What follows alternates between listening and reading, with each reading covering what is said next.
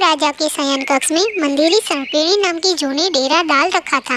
रोज रात को जब राजा जाता तो वह चुपके से बाहर निकलती और राजा का खून चूसकर फिर अपने स्थान पर जा छिपती।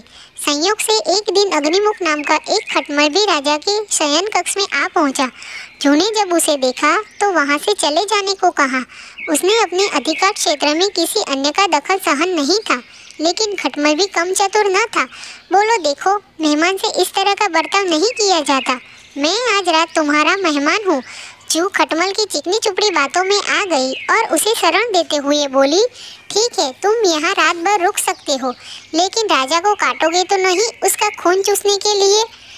खटमल बोला, लेकिन मैं तुम्हारा मेहमान हूँ, मुझे कुछ तो दोगी खाने के लिए, और राजा के खून से बढ़िया भोजन और क्या हो सकता है?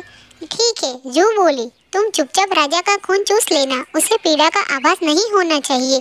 जैसा तुम कहोगी बिल्कुल वैसा ही होगा। कहकर खटमल शयन कक्ष में राजा के आने की प्रतीक्षा करने लगा। रात ढलने पर राजा वहां आया और बिस्तर पकड़कर सो गया।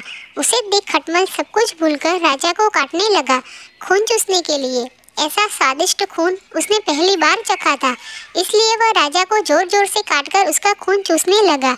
इससे राजा के शरीर में तेज खुजली होने लगी और वो नींद से जाग गया। उसने क्रोध में भरकर अपने सेवकों से खटमल को ढूंढकर मारने को कहा। यह सुनकर चतुर खटमल तो पलंग के पाए के नीचे छिप गया, लेकिन चादर के कोने पर बैठी जू राजा के सेवकों की नज़र में आ गई। उन्होंने उसे पकड़ा और मार डाला। सीख यही है, अजनबियों पर कभी भी विश्वास न करो।